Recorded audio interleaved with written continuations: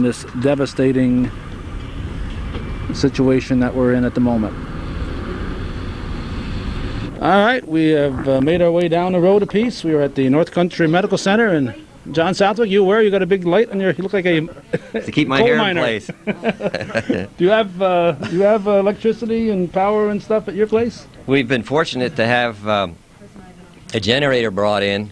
It's a small one. Yeah, it's a small one that will run the back and our pump. And now we're working on one furnace and an outlet. And eventually we'll have a bigger generator to take care of the whole place. Now I see your cohorts are here. I see George Starr and Morris Racine over there. Right. This is the middle of a Saturday afternoon. What's happening with you? What do you? We're going to stay open 24 hours. We're going to work around the clock schedule. Take care of people as best we can. Working shifts, the three of you? Working shifts, sorry. I'm going to set up shift. The nurses have come in. They're going to be on shift work and receptionists, and so everybody's been very cooperative. How about at home? You have any electricity at home? No electricity, no heat. Had a wood furnace, but the wood furnace isn't working very well. Valve is shut down, so we just got to bundle up. So you're going to spend as much time here as you can now? Yeah, it's warmer here. Don't tell Joanne, though. She already knows that. Okay, has it been as hectic as I might imagine it's been? Not really. Apparently it was last night, and I was available, but somebody couldn't wake me up last night. So, but I've told them since Thursday that I was around, and the phone was out of order. They could come and get me. But the ambulance crew's been great. They just need not to have to transport everybody to the hospital. Hospital can't tolerate it, and the ambulance crew can bring people here, and we can do the best we can. We'll still have to send a number of people, chest pain and shortness of breath and complicated problems will have to be sent to the hospital. Okay, this is going to, obviously, as you I'm sure understand, this will be on well after this disaster is over with. But for future reference, what should people do in reference to the medical center in a situation like this? What should they? Well, I think we hope to, in the future, be able to do what we're doing now and set up some sort of an emergency type of crisis situation so that we can be available. And as I've told them, I'm generally always home, and the rest of the crew has been very cooperative too. So we're going to try to stay open, at least through this emergency, the 24 hours. Now, I was talking with Ralph Boyer, and I pointed out to him that he's a lot older than I am, and so he knows the history of this area, and you're even older than Ralph Boyer, so have you ever seen anything like this, John? Never. My previous life, 300 years ago, I remember something like this, but not in this lifetime. Never have. The flood last November, and then this, no, never have seen anything or heard anything like this. I don't think anybody's ever heard anything like this. No, this is unprecedented, and of course, it affects us more than it would have people 100 years ago, because 100 years ago, they didn't have electricity to worry about. No, they had their wood stoves in their back houses. And the hand pumps. Well, I know it's very hectic here at the moment. We appreciate you taking a moment of your time, John, to chat with us. Anything else you'd like to say before we... No, it's just that it's been very cooperative. Morris has done a great job of getting everything together, and so we're working on it. All right. Thanks for coming by. Bye. Okay, take care. Yeah. The usual things, chest pain, shortness of breath. We can take care of most other emergencies. I'll get into a little bit with prescriptions and stuff like that. Okay. Well, okay, we are back on, and I'm trying to find somebody who looks almost as grubby as I do, and I'm not going to ever accuse you of that, Dr. Starr, but you've not shaven today. I'll take my hat off. I don't dare to take mine off because... Yeah, it's been kind of rough, actually, but I think once we have power, I think we'll be able to keep the place going and at least be available for any emergencies that arise. And what we can't handle, of course, we'll send to the hospital, as Dr. Southwick said. Have you heard at this point, is the hospital able to keep up? What's their electricity situation down there? That I don't know. I know the hospital has their own backup system, and I know some of my patients have gone to the hospital because they're ill, yes. And they have certain problems, and they've gone down just as a shelter. Yeah.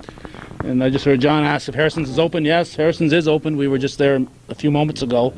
I'd like to mention that I just went to Racine's garage in Ross's Point. They're open for gas, so that if anyone really needs gas for their generator or for any reason, that I think it's the only gas station that's open right now that's being kept open with their own generator. Yeah, I think there's not too many in the area. No. How about prescriptions here? We talked to Pete Harrison about the prescription situation at his place. What are you doing here? Are you giving out prescriptions as long as you're familiar with the patient and their situation, rather than get them in here? What are you doing? Probably, I think we'll refill prescriptions as needed. Usually that would be something done in the daytime and obviously not night hours, but we'll do it as needed. Okay. Anything else, Dr. Stein, we should know about? No, I think Dr. Southwick and Dr. Racine have pretty well described the situation. All right. Thank you very much. Okay. And I hope we're able to get the focus on this gentleman. It's surrounded by white. Sometimes you can't always see the picture. What's your name, young man? Dennis Duty. And you're in this canine unit of the Border Patrol. Where's your dog? She's at home resting. I left her home and I'm carrying all kinds of supplies and stuff. So, supplies to the shelter? People, yeah. That's your main duty today? Probably not a lot of aliens being caught today? Nothing's crossing the border today. We're just kind of moving people around, making sure people have kerosene and doing what needs to be done. So even as we speak, I hear another branch falling up on the top of the hill at Church Hill here. We're near St. Mary's on Church Hill, and we just saw Dennis talking with Father Gordon, and we wanted to catch Father Gordon to find out how come I can't go to church tonight. The bishop gave us special dispensation. Is that what it is? Well, yeah. We're golden for the weekend.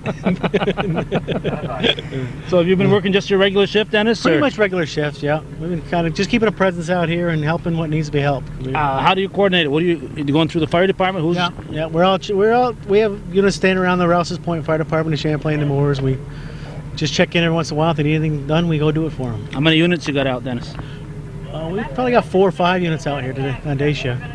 And we're out 24 hours here. I think that's great that you guys are able to help out in a situation like this. Everybody is... Well, we're all neighbors here, so we all got to kick in and help each other right now. We got a long haul to go. I know the worst isn't over yet. I don't think so. I'm talking to these power crews that are coming in from down south, and they're just amazed at the damage. It's going to be a while, they say, before we're back rolling again. I know you're up halfway between Champlain and Moores. You got any power? No power, no, nothing over there. Generators, the generators are humming over there. So, and we're not expecting power for a while. Although we may get lucky if they work on the farms. We got a farm just below us there, so Gary's Menard's farm. So, if they get him hooked up, maybe we'll have power there. But they got to replace a lot of poles to get to us. Just amazing, just amazing. I was talking earlier today with off camera the gentleman from NYSEG, and he said 150 to 200 poles down, and that number could probably go up. I'm sure it's going up every time they go out and look at another pole. Look what it's doing now. It's raining right now. Yeah. We don't need any more rain. No, the sun was shining about half an hour ago, and I said, oh great, maybe finally some relief, but it's starting to rain again. We certainly don't need that, as you said.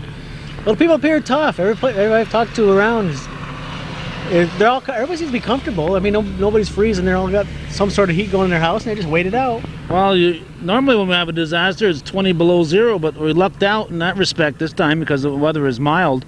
How long have you been in the North Country, Dennis? I've been up here 11 years now. Where are you from? Down by Glens Falls originally. Oh, so you're not too unfamiliar with this kind of weather then? No, I went through a storm like this back in '65 down there. We were out of school for a week. But I was just a youngster back then. Just a kid? We had a grand time. I'm surprised a kindergartner could remember something like that.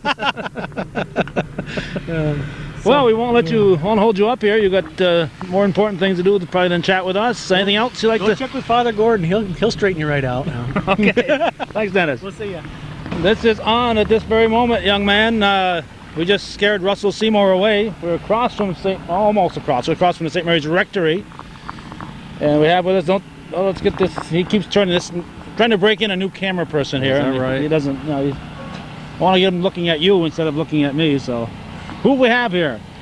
Well, what's left of Father Gordon of St. Mary's Church here in Champlain. Looks like you got your bags packed and you're leaving town. Is that the case? No, I've been staying up with the sisters at the convent. It's probably the first time in history that the priest is with the sisters. I mean, all those old stories aren't true? They're not true. They're not true. No, this is a disaster. It's unbelievable as we look around here, and it's going to take us a long time to get out of this, not only physically, but mentally and spiritually and psychologically and everything else. Have you ever seen anything like this, Calvin? Is totally unprecedented. Nothing like this has ever happened to the North Country, or probably very few places in the world have ever suffered this kind of devastation. That's right. Because I was amazed yesterday, he had a phone call from the bishop's office saying that he had dispensed all Catholics from masses this weekend, which was an excellent decision on his part, and we're having no masses here at St. Mary's. It's impossible to stand up on the sidewalks going in there, and we're just going to have to do some praying that we get out of this. Yes, on this January 10th, as we're taping this, I don't feel the worst has come yet. Right. I agree with you. I agree with you. We just have to look around at all the destruction, and it's raining again at the moment, and it's getting colder. And yes, it looked like maybe we'd get some relief. The temperature had warmed up, it had stopped raining, and now all of a sudden, now would you call this an act of God, Father, or what would you call this? You're putting me on the spot. I have no idea what this is. I think maybe we're being given a message of some kind by somebody, and you can interpret that any way you want. But wow, this has been a week. I've had to ask myself every day what day it is. It's just been... Yes, nothing is happening, so you don't know. You know, and do you have power in the rectory at all? You have not, No. Obviously not, because you're staying. The sisters don't have any either. I've got a fireplace that's warmed up the back room. My problem was I just got scared being alone in the house, and if I was afraid, what about all the other people and older people who are alone in houses all around the community and elsewhere? It's a frightening thing to be here. So yes, and you know, I have an aunt and uncle, my father's brother and his wife, and they have a wood stove, so we've been sitting back thinking they're snug and warm, and I said, well, they could drive up there today, and we found out one of their neighbors came over today and got them going. The ice had built up in their chimney, and when they went to put their wood stove on, the house filled with smoke, so they were sitting there with power lines across their driveway. right. And you know, sometimes you assume people are okay, but until you That's get out right. there, That's right. and who's okay today might not be okay tomorrow. That's right. That's right. But an awful lot of people in the community so good to one another and going around and checking and all of that. It's amazing to see, but we certainly pray that we soon get out of this and get some semblance of normal back together. And ice is falling around us. The ice is falling around us, Your yeah. branches falling up the hill. Anything special that you're doing, Father, during all this? Praying and wondering like everybody else. Asking myself a lot of personal questions of what this is all about and where do we go from here, and what do I tell my parishioners, how to endure this and things like that. Yeah, I'm sure in the coming weeks you're going to be called on a lot for your I'm sure. guidance and wisdom. I'm sure. So maybe I'm that's sure. why God's giving you a day off tomorrow, so you can charge your batteries. Maybe. Maybe. Don't remind me. We're chuckling about this, but this is not a pretty picture. No, and it's not going to get any better No. either. The sun came out a little while ago, and I said, hey. I know, I was just talking with Dennis Duty, and it started to rain again, and we mentioned that. You know, it looked like it was going to clear up, but no such luck. No. Not Anything at all. else, Father? No, just anybody that's listening to this or watching this, I think we all have to stick together and put ourselves in the hands of the Lord, and this too will pass. Well, by the time this is shown, it will be past, because there's not much sense in putting it on cable and not letting anybody be able to see it. That's So right. it will be over by the time this is shown. And hopefully by then we'll have an idea of the extent of the emergency. But what saddens me the most, Father, is the landscape will never look the same. That's right. So many trees. I've got 70-foot trees in my yard that have been there since my father was a child, and they're gone. Yeah. And, Well, there's one right here that's just totaled. And all up here on the hill next to the rectory, it's just a disaster. Yeah, and trees are so important to a community, and Right. they're gone. So, well, anything else to add before we close this segment? No, hang in there, everybody, and we'll struggle together. All right, we've been talking to Father Gordon in front of St. Mary's Rectory. Time has moved on. It's Monday, afternoon, January 12th now, 1998, of course. I'm standing in the parking lot at Borderview Grocery at the corner of Ridge Road and Route 11. We saw the National Guard truck. The National Guard is out here directing traffic.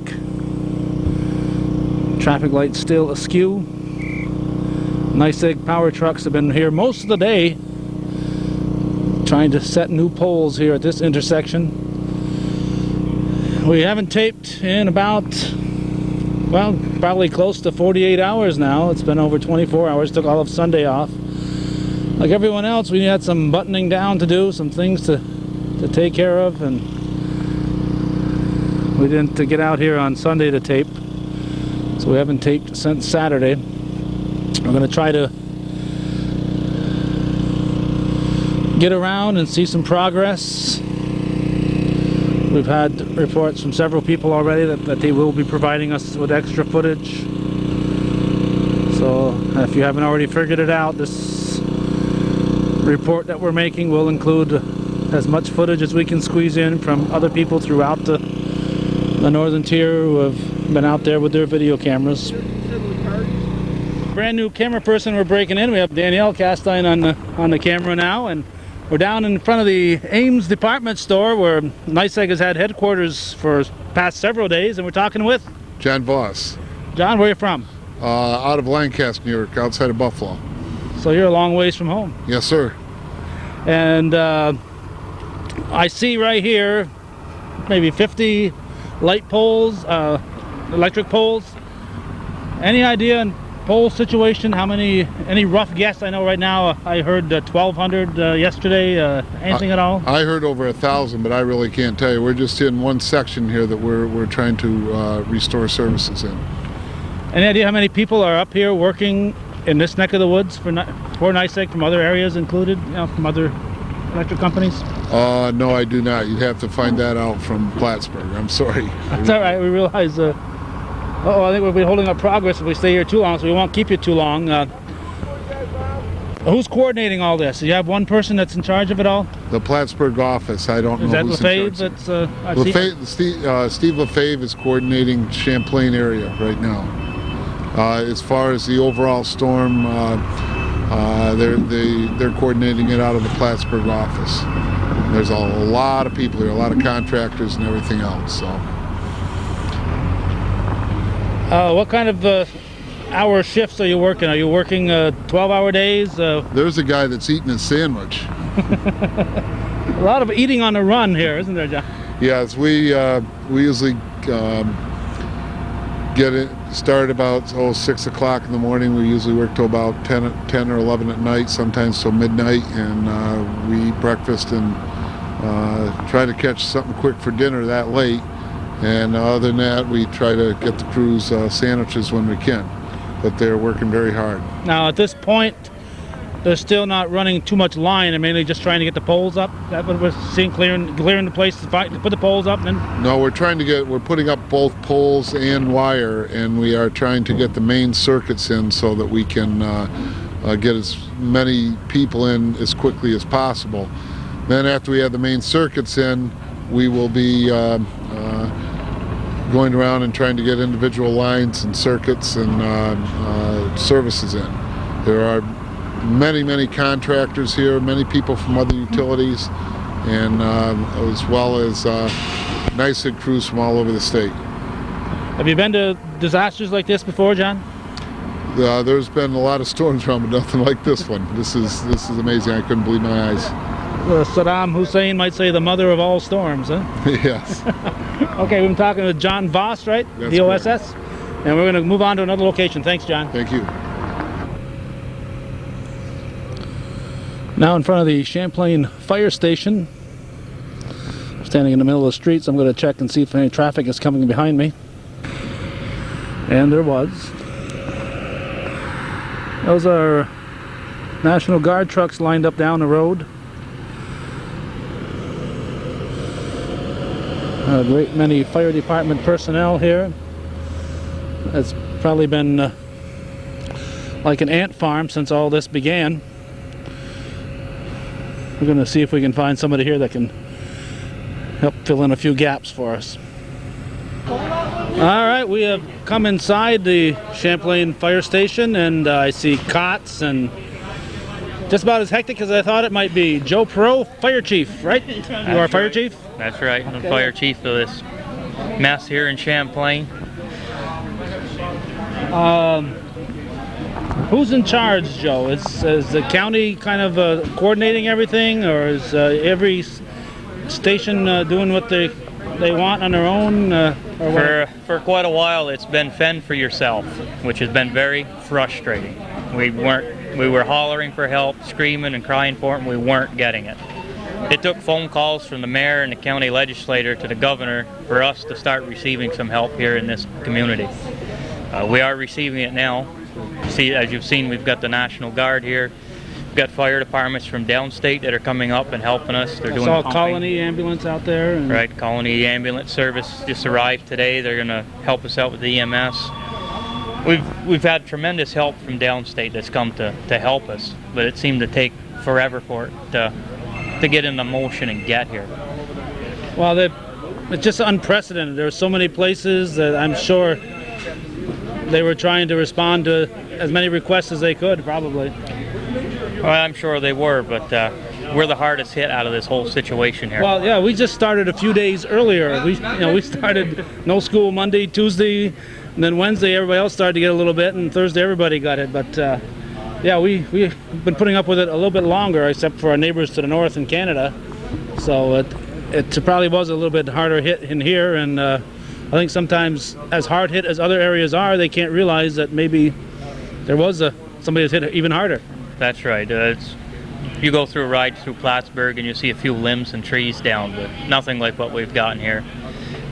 West Shazy to Plattsburgh, there's 5 telephone poles down. We don't have 5 that are standing in this town. That's right. It's just been unprecedented in the history of modern civilization. If this took place, as we've said maybe a couple times on camera already, 100 years ago, we probably would have just shrugged it off and said, well, we got some extra firewood. But it's a whole different ballgame now in the 20th, as we approach the 21st century. I hear CNN was here. You kind of feel let down talking to Hometown Cable now, huh? Well, actually, they were here just taking pictures. They didn't really want to bother us in our operations. We were pretty busy and hectic at the time that they were through. So you look busier. You look busier when they got here. Is that the idea? No, we were busier because we've added phone lines to the station here so that we could keep operating. I think we're running about 7 radios over there now. We've been manning this station 24 hours a day since Tuesday morning.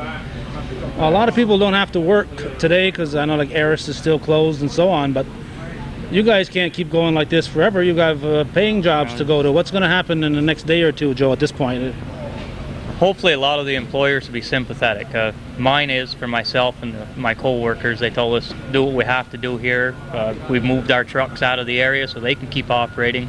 They told us just to do what we have to for the public in our community. Well, let's mention that employer. Who's your employer? It's Genesis Transportation. We're based out of Carl Smith's building on Ridge Road. It's just a trucking company that operates out of this area. And we're getting a lot of community support now. Some of the people that have their homes in as much shape as they can get them until the power comes on, they're starting to come in. And we've gotten a lot of outside town help from downstate, the firefighters and that, which are relieving us a lot to get our rest so that we can keep operating. At night we keep a skeleton crew just to give them directions, to operate the radios and the phone systems for them. Now, you probably thought that flood we had in November of '96 was the disaster to end all disasters. That was a piece of cake. Rather simple now when you compare it to this, huh? That's for sure. You just can't believe the magnitude of what this is until you get here and see it.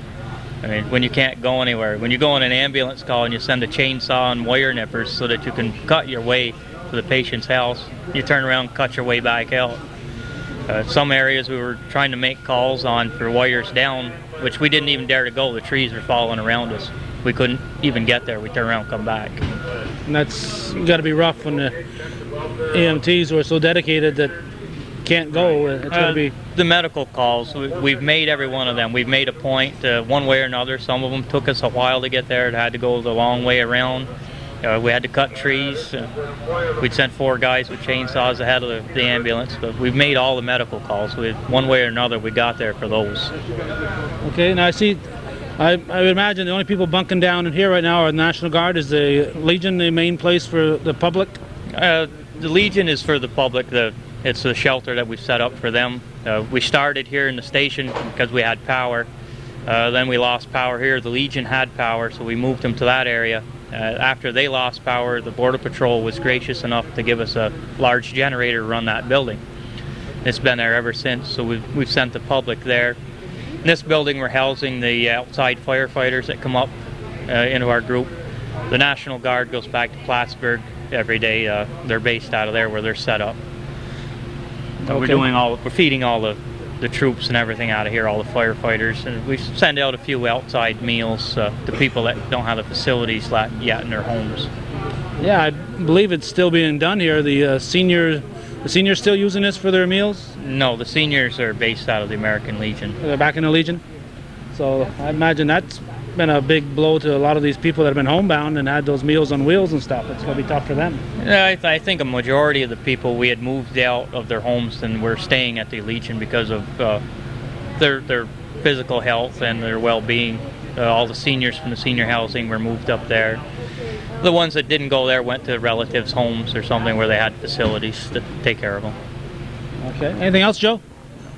All right. We appreciate you taking time to talk with us. That's Joe Perot. I'm going to give my camera person, Danielle Castine, a break. Then we're going to bring in Celine Paquette, whether she likes it or not. Okay, I should point out before I go any further that I still haven't shaved since this disaster began, because although I do have a generator, and at this point I feel very guilty that I've got some electricity at home, I just feel guilty going out if I was clean shaven, talking to people who have been out That's right. working nonstop, and I just felt, and just as a symbol of empathy, I leave this on for a few days. We have Celine Paquette, our county legislator. Celine, last Wednesday I was scrambling around trying to get somebody to go down and cover the big swearing-in ceremony. Have you been sworn in yet? We have not been sworn in. It was postponed until Thursday, and then it was canceled. I think maybe this Wednesday, although it won't be a formal swearing in. Yeah. So The new county legislators and the re-elected legislators were all supposed to be sworn in. A couple hundred people were supposed to be taking part. that's right. And that's apparently fallen by the wayside now. That's right. That's right. More important things have taken over. Yeah. What's it been like for you as a legislator and as a homeowner? Well, as a legislator, I've been very busy here in Champlain and Rouse's Point and Moores. They've had a lot of problems, especially 3 days ago when we were without supplies in the northern tier. We had no oxygen. We had no cots, we had no food. We had to raid the food pantry at the Champlain Town Hall to get food to our shelter. So a lot of phone calls were made to our colleagues in the South. And just as of yesterday and today, they're finally coming up to see what our problems are. In fact, shortly, Mr. Garrett and Mr. Bingle are arriving. This is their first time in a week to come up here. Yeah, so I was just talking with Joe Perot, and it's been such a magnitude of the disaster that I'm sure, even though people like in Plattsburgh haven't been hit as hard as us, it's still overwhelming for them, and they probably can't imagine that anything any worse has taken place. No, and when you live in the city, you don't realize that people living in the country can't even get water because you need electricity to make your pump function so you can get water. They don't stop to think about those things. Yeah, I just kept listening to the radio, and all they'd say was, leave your faucet running so it doesn't freeze. Yeah. Well, if the water isn't running, you can't leave the People in the rural faucet. areas don't have that luxury. No, that's for sure. No, they have no idea what it was like up here. Yeah. And I would imagine that because of the density of population there, it probably was 2-3 degrees warmer in the city of Plattsburgh, so they didn't get as thick a coating of ice as we did. Their biggest concern is their cable hasn't returned. And for us, it's power and it's The water and necessities. it's the basics. Yes, yeah. Phone. We have a lot of people still out with phones. Yeah. Myself included. That's right. So my- it's been hard to reach people, and yes. Yeah, that's the trouble. It's the immobility and reaching these people. There's people, I'm sure. Well, yesterday we We had people knocking on our door from Orange County, going door to door, Yes. checking on everybody, and that's just tremendous. The help we have received from throughout the state, the various fire departments, and also the National Guard has been tremendous. The first people that were in to help us was late Saturday night. We had the director of SEMO, the State Emergency Medical Unit, was up here in Champlain. This was the first we saw of anybody. And he did make some important phone calls, which got us supplies. And he was back again Sunday morning with the colonel from National Guard, and we were in Moores meeting with those folks, and we were here in Champlain, so we made progress. All right. You also wear another hat, Celine, and that's an insurance agent or broker or whatever. And today, that's a nightmare. I have no phone at my office, so we're operating out of my kitchen because I have phone at my house, and we're taking the phone calls. I have call forwarding, and people are calling it with their claims. Now, this will be on long after we're taping this, because there's not much sense in putting it on when nobody can watch it. And plus, it'll be something that people will say for forever, much like our flood tape. But how much of this type of coverage would a normal household policy cover? Different policies have a little different coverages depending on the company, but some people have purchase options if they have water in their basement, or if their frozen foods have they didn't have any power to keep everything cold. There's some coverage for people who have those kinds of coverages. There's some coverage for trees and shrubs. So there are some coverages, yeah. Now you're talking trees and shrubs. You're talking a giant tree gets destroyed that could be replaced, or well, not there's an amount given. So whatever the homeowner decides to do, yeah, there's a maximum which they can collect, yeah. So. But that's depending on which policy you have, then, right? Yeah, but for most of them, it's pretty standard to have maybe $500 for trees and shrubs. That could be a maximum, yeah. No. What's it going to cost me to replace 3 70-foot populars? I have a foggiest idea, Calvin.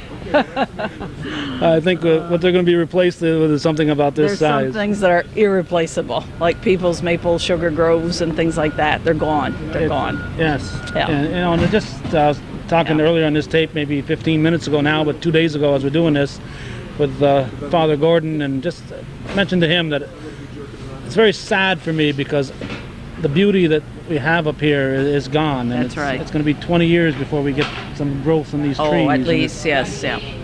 Yeah. And it's it's going to be a lingering calamity that took place here. Anything else, Celine? No, I'm just pleased with what everybody's been doing. People have been fantastic. The volunteerism, especially our fire departments, our EMT people, and just other volunteers in our shelters. But people are getting very, very tired. They're going to need relief very soon. Yes, it's not like the flood is as big a disaster as it was. It was a few days to a week, but this is going to be a month. A long time, yes, a long time. So. There's only so much we can ask people to do, especially the volunteers. And yeah, you have to maintain your sense of humor. And I know last night when I was there with my flashlight and my wood stove had gone cold, I didn't have much of a sense of humor. All right, thanks, Celine.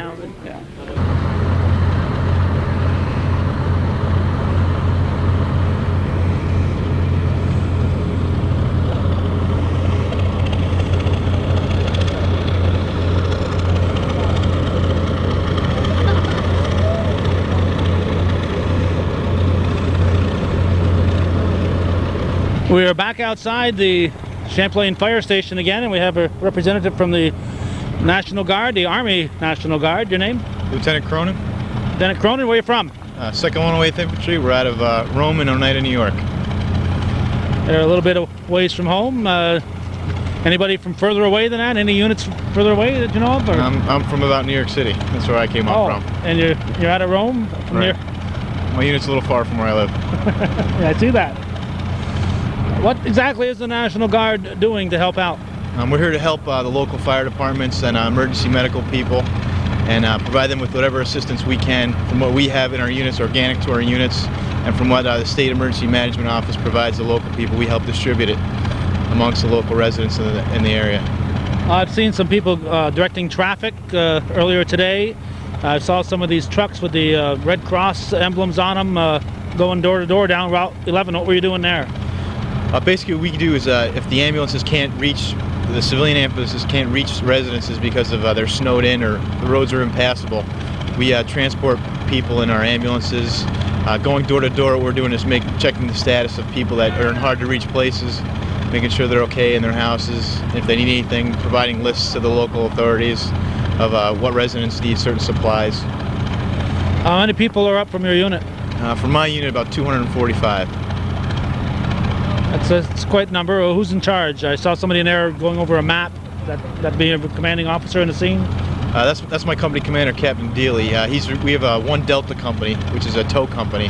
That's the company I'm in, and we have right here on the ground right here is 65 people and 23 vehicles. Are you doing anything like cutting branches and stuff like that? Yes, we're cutting branches, trying to make roads, driveways, sidewalks, trying to clear away as much debris as we can so residents can get in and out of their properties and get assistance if they need it. So, would your captain be dealing directly with the fire chief here? Yes, he's dealing with the local emergency management coordinator and the fire control officer. Any idea who these guys are in back of us here with the... Those are local prisoners from the local shock camps that are out here helping out also. I heard that there were some people coming up. Yep. We've had, in this neck of the woods, we have some medium and minimum security prisons, and a lot of work details have built a lot of stuff in this area just in routine, as a routine way of dealing with stuff. So it's nice to see them out here in an emergency. What do you do for a living normally? I'm a New York State Trooper. State Trooper? Oh, well, you're not too far off from your regular type of duties then, are you? Nope, not at all. How much notice did you get to report to duty here? About 8 hours. Have you been to many disasters like this before? Is this the type of stuff that you've done? It's about my 4th or 5th one so far in the state. Did a lot of mudslides down by where our unit is in Syracuse and Lafayette. A lot of flooding, Oneida Lake. How often would you get called out? Basically, it depends, unfortunately, upon the local disaster that happens, but it's all contingent upon the weather and whatever the circumstance may be. All right. Anything else you think we ought to know, Lieutenant? Whatever anybody needs, assistance, just call into the local emergency management office and let them know what assistance you need, and we'll be out there to help provide it. Any idea how long you're going to be here? As long as people need us, we'll be here. All right. I want to thank you guys for coming, you guys and gals, and we're going to move on and probably move to the American Legion and see what's happening up there. Thanks. Okay, thank you. Thanks. We have moved over to the Legion and just walked in and ran into a couple of people that Bob Venn and I ran into at the Champlain Town Hall a couple of months ago, or it seems like a couple of months ago, but it's about a year ago now, because they were there looking to see what kind of help they could get following the flood disaster. Ronald and Anna Gooley, you've been here how long, Anna? We've been here since the first day. Thursday night? No, it was before Thursday night. Wednesday night. Been here night and day, yeah. We've taken up residence. Yeah. Yeah. Your home is at, do they call that Church Street anymore? Is it still Church Street at the... Yeah, it is Church Street. It's Lower Church Street, but yeah. Beyond... It's like on the corner of Water Street and Church Street, right on the river. Okay, is it flooding that's driven you here this time, Ron? Right Again? now? Yeah. No, we're in the, they had a flood watch, and we have watched, and the water was rising, but as far as I can see, it's holding now about the same level, hopefully. Right now. The ice storm drove us out. Yeah. That's what drove us out. You had some nice trees there. Did the trees come down? We don't have any left. Maybe our little one in the middle of the yard might be saved. I don't know. There, that one's there, but damaged. There won't be any trees left. And all the wires are off the house. Pretty bad shape. Just about the same condition as everyone else. The wires from the homes are gone from the weight of the wires pulling off. Not much you can do. We have to wait for the people who can handle those problems. They're working hard at it, we know that. No, I see Anna's playing solitaire here. Has she been cheating a little bit, Ron? Hey, I've been playing this till 3 o'clock in the morning. I'd like to not comment on that. You got a lot of card playing in. We've got a good home here. Do they have I don't see any lights on. They're just running on a generator, right? Just those Right, lights down just there. those lights that you see on the end of there. Uh-huh. But it's been nice and warm. And the meals have been well-fed. really I mean, the service terrific. People have been wonderful here. Everybody's I don't know been what great. we would have done, or what would people do without these shelters. I don't know. Especially when you get these temperatures of down around zero. I'm afraid it would have been a lot worse if we didn't have a shelter, for sure. Yeah, last night, for the first time since this disaster hit, it went down to zero and below zero in some places. So Yeah, my worry is my heating system, because I have a hot water boiler, and it may have damaged that. Maybe my pipes have burst, I don't know. I tried to do what I could by draining my boiler yesterday. Maybe it was too late, I don't know. won't open the doors for us. But it's too dangerous for us to be walking around on that ice. It's too dangerous for me to try to get down into my cellar because of the damage from last year's flood.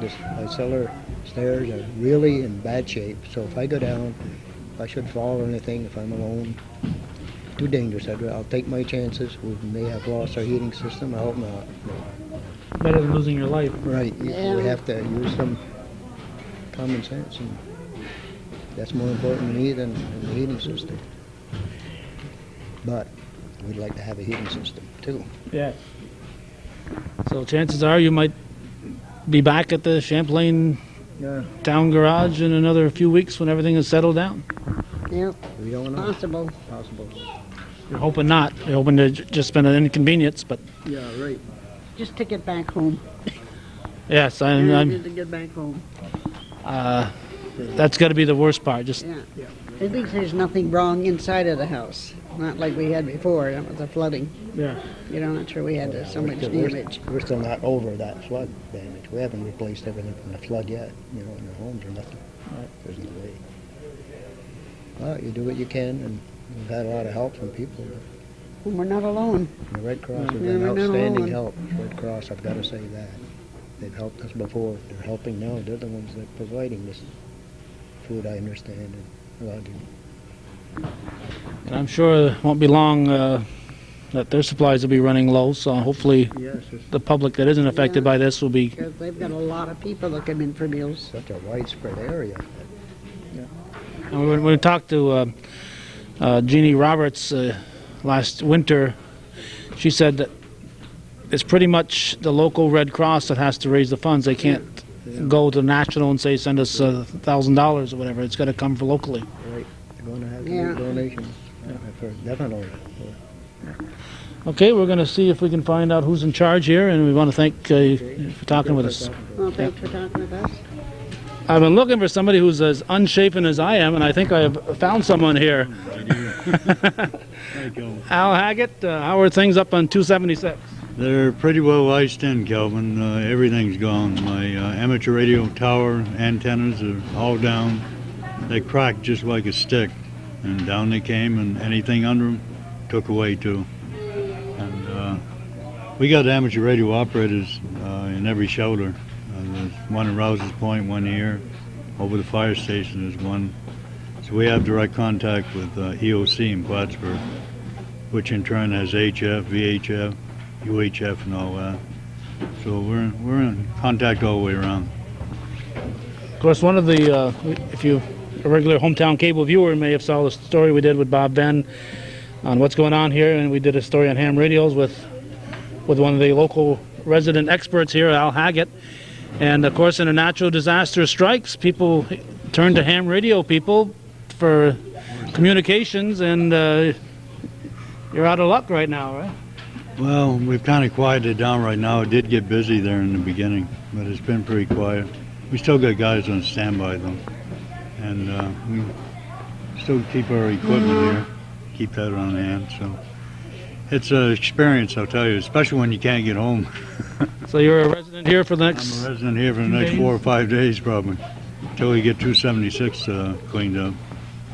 So it's a disaster you don't see too often. No, thankfully for that. Well, thanks for chatting with us, Al. Yeah, you're welcome, Tom. Nice to see you again. Yeah. Thank you. There are several shelters spread out across the North Country. We're going to try to hit as many of them as we possibly can. But we're talking to some of the people here at the American Legion that are manning this one. I'll let you all tell us who you are. Charles Langley, Commander, Champlain Legion Post 767. Grace Strack, auxiliary member. Teoda Stoner, auxiliary member. Okay, Teotis, I know you work at the post office. We're going to deviate from here just a moment. Have you been in at all? I know your sister's the postmaster there. Is the post office running at this point? No, it isn't. The post office has been closed since Thursday, but they're just starting mail today, and that's it. Whatever happened to that rain or sleet or gloom of night stuff? Terrible. I don't want to witness it again. So this went beyond that old slogan, neither rain nor snow nor sleet nor gloom of night could No, stop the... I just wanted to be here. Although sometimes I don't like it here, but I love it here in this storm. Are you a resident besides working here? Are you staying here too? Yes, since Thursday. We've been here. Oh, great. So you're staying here too? Yes, overnight. Al and I also. Al Strack? Yes. We're staying here and helping out. Al's on the phone and with the rest helping out, and I'm working in the kitchen. How many people have you had overnight in a given night? We've had between 80 and 90. They come and go. We've had some from Montreal that stayed overnight with us, and different people's been staying with us, and until the roads are clear for them to go home. And the senior citizen just left today, but they've been staying overnight and eating with us and everything. Yeah. That's since Wednesday night or Thursday night? They came Wednesday night. Charlie, it was Wednesday night. The seniors, so. Yeah. We're lost on days. Lost on days. They're beginning to all look alike. I know. Yesterday was Sunday, and I was trying to think on Saturday what day I was. Now, Charlie, I'm sure that the Legion can't afford to feed all these people. What's happening? Where's the food coming from, and so on? What the system is that we have a deal with the Red Cross, and we can go down to the Grand Union and bill stuff, and it goes right to the Red Cross. They pay the bill on that. So, and they more or less they're providing the food. And the Legion's providing the manpower and so on, to man and woman power to run this? Right, that's right. There's been quite a few working here, and there's a lot of them. A lot of members, and not only Legion members, but the people that are staying here themselves have volunteered to help. They help in the kitchen, they help sweep the floors, they help serve the meals. We've all been working together. It's been a long haul. Now, you're running on a generator. How big a generator you got to keep this place heated? Well, it's set up so we got one strip of lights here in the ceiling where we can see, and our furnace is hooked up to it. And we have another outlet for a couple lights, and that's about it, really. No television set? No television. Well, we got a small one, but if we unhook the coffee pot, put the TV on, and then vice versa, we probably can get away with a little bit of TV. So have you been able to catch any of the Channel 5 news or anything like that to keep up with what's happening in the outside world? No TV. You have no idea what's happening out there? No. The world has come to an end. This is the only place that's still around. Some of the members brought tapes and everything for the little ones to keep them occupied, and we've had several women just taking care of the children for us, keep them out of our hair. But even the children's help, they've helped us also. Everybody's been good. And I wanted to mention the KC's donated us chicken also, and some of the members, all the senior housing, they brought all their food right out of their freezers for us to cook and share. Mm-hmm. Well, it's you might just as well do that because it's probably going to thaw out anyway. Yes. Any other names we should mention? I want to get you people in trouble so you can skip a few names and just forget somebody. So I'll let you. Jerry Hayes and Marianne Kurt and Teresa Lavoie. Lavoie, yes. And there's a lot of others, but I can't mention them all because there's too many. No, I only allowed you. I said you could only mention 4. So it's my fault. I'm covered. Charlie, anybody you want to get in trouble by not mentioning? There's one more person right here, the amateur radio that's set up through all this area. Please I just chatted with come Alva. on over here. I already talked to Alva. You already talked to him? Okay. Yeah. I didn't see He that. insisted that I talk to him. Okay, good. He twisted your arm, did he? All right. We've had some our Legion members come in and out and give us a hand when we need it.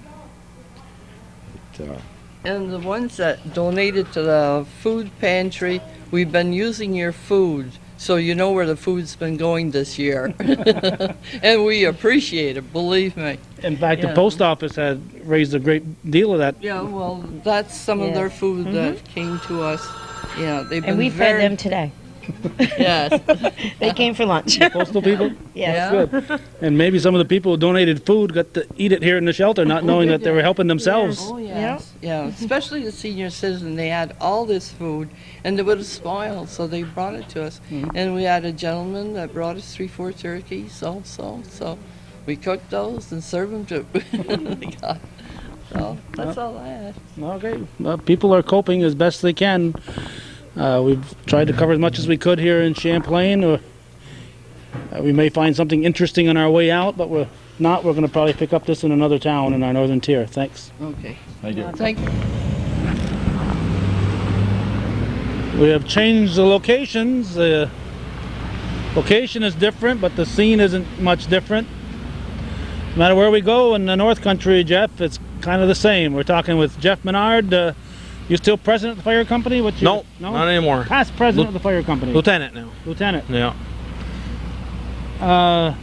We're outside of Dragoons Farm Equipment where Jeff works. You've probably been running back and forth here, Jeff? Yeah, back and forth. Across there and then back over here, trying to get generators and get farmers so they can milk their cows, and people that can get heat in their house. You know, hooking up generators to people's houses at night, and a little bit of everything. You know, it's been a long 3-4 days here. Well, I saw a truckload of generators that drove into Champlain a while back. It was on a Dragoons flatbed. Does that anything to do with you guys? Yeah, they left yesterday morning and headed toward Malone, and they were supposed to meet a truck there at 10 o'clock, but I don't know if it got sidetracked or what, but it never made it, and ended up getting there this morning sometime. And they finally came back with them, and now they're setting them up here, getting them ready to go out to the homes, and people are purchasing them and setting them up so they can get some heat in the house. You know, everybody's afraid that the temperatures are going to start dropping and freeze up the houses. Outside of a generator, I dare say there's no electricity anywhere in Moores at this time? No. As far as I know right now, they're coming from Ellenberg. They're supposed to have us power here by Thursday. And they started in Ellenberg, and they're right around the Bowles Road right now, from what I understand. Oh, they're coming from both directions. Yes. They got you surrounded. Yes. Well, see, the problem is we're kind of the center point. I mean, part of our power comes from Chateauguay, and then part of it comes from Mason's Corner. Yeah, from 22. Yeah, Town. and then some of it comes from Champlain. So we're kind of the center. The focal point of the North Country, right here right in Moores. the center. So what kind of hours have you been putting in, Jeff? Well, a lot of them. 1, 2 o'clock in the morning. No more than like 24, right? Like everybody else. That's right.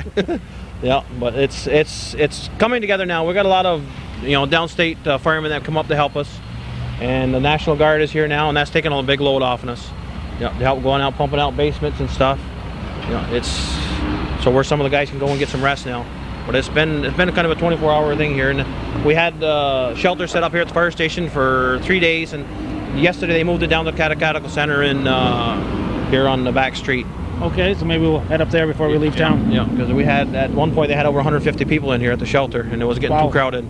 Yeah, so we had to move them out. They ended up getting some big enough generators to get some power down there. I'm pretty sure in Ellenberg it's at St. Edmund's Church Hall. And okay, and from what I understand, I believe it's getting full down there too. So, hopefully something will break here pretty soon. Get another place or something. But Stafford was here yesterday, and I guess he's going to get us some more help down here. So that's a plus. Yeah, and the governor has come to the county and is aware of the situation. So they're doing all they can. This is unprecedented. This kind of disaster is so widespread. Yes, and it can't look anywhere else. It's going to take time. I would say, the scope of this into Canada and all the states, Maine and New Hampshire, Vermont, this is unprecedented, and they probably can't, anybody anywhere could say they've been to something like this and knows exactly what to do. Right, that's it. It's something that's probably never happened, and that's it. It's have to start from ground zero. Yeah. Okay, we're going to go talk to the town supervisor. I saw him in there hard at work. We'll yes. Chat with him. He's put in a lot of hours too. Making sure. Yeah. Zach, doesn't seem like it was that long ago that you were on Hometown Cable, and a little more pleasant experience than what we're anticipating right now, what we're experiencing right now. I have my arm around here, Mr. Jack Dragoon, the supervisor of the town of Moores. your job is running Dragoon's farm equipment. It's probably hectic enough right now, and you got to add the supervisor job on top of it. Yeah, it's very hard. So when most of your employees are across the road between rescue and the firemen, but we're managing very little as right now. I fix farmers with generators, and right now you see we don't have any ourselves. We're using our welder to furnish our power, which is very limited. So that's the way it goes. So you, farmers, that's one angle we haven't covered yet, and we certainly are going to before this is all over. There are some farmers that we've heard about and talked to that a couple days ago that had gone 4 milkings or 5 milkings and hadn't milked yet. Do you think that the farmers have pretty much been reached now? I know NYSEG was going around from farm to farm for a while. We've been, we had some farmers, we've been sending trucks all over to help some of them. We got 10, 12, 15 generators in, and it's been very costly getting this stuff. You guys send a couple drivers, and Oneonta, Albany, and some smaller ones to Tupper Lake. And it's been hard, but they're getting there, but they're still getting calls, from Canada. And there's still lots more needed, I feel. They're getting there, but they're working together, which helping out quite a bit. So in a small community, you got to work together, and that's what we're trying to do. Yes, and of course, it wasn't that long ago that the whole northern tier went through something similar. The only advantage this time is that if misery likes company, we've got a lot of company this time. Right, but this what we have right now is lots worse than what the flood is. Are you that phone gonna be answered by you? I saw your son Gary working in the dark over there, and it just rings into here. Okay, pause it. Last time we talked to you, you answered the phone, and we never got back to talk to you. That was at the open house. Well, that does happen. We do have we just put in a complete new phone system, but as you can see, we had to go back to the old style, and we only have one phone. And that's where it rings in here, and that's it at this time. Well, you got one more phone than I have operating at the moment. Well, you probably have to try the old one. No, my line is laying in the middle of the road. Those of you who saw our tape on the flood know that one of the first people we talked to at the beginning of that tape was Jack Dragoon. We were down on the Monte residence. Right. So the flooding down there, and as the phone rang, we were talking about that flood of 96. We were just in Champlain, and Joe Perot, the fire chief, said that was a piece of cake compared to this. That's what I just told you there. Yeah. This here is no comparison from what, the farmers right now are hit again. Especially the one that does sugaring. I don't know if you've been out there yet to look, but they claim the bushes are ruined. And North Star Road, all the trees, you go around the homes and see what's happened. You hear about it or this and that, but I've been talking to some of the Army Corps that's up here from all over, and he claims one other place he's been to, and that's in a different country where they've seen something worse than what we have right here in our own town. Well, you talk about maple trees being down, and we just had that disastrous fire to our good friend Leonard and Sheila drowned, and their maple sugaring is a big part of their income, so they might have had a double whammy right here. That's for sure. Very much. And these guys are up here is all burned out besides. Yeah. So there's a lot of suffering going on, and at this point on this Monday that we're doing this, the bad part, it's all bad, but one of the bad parts is the fact that it isn't over yet. We're still 2-3 weeks away, probably, or longer in some cases. There'll be some people on some back roads that a month from now might still be out of electricity.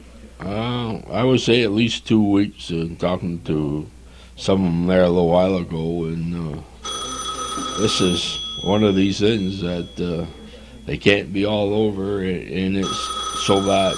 Excuse me, man. Okay. All right, that's another phone call, and we're not going to keep Jack too much longer. You're on the phone there talking about generators, and another tragedy that's happening is that some people are dying by the carbon monoxide poisoning from all this. That's right, boy. Don't leave them in your buildings and have them running.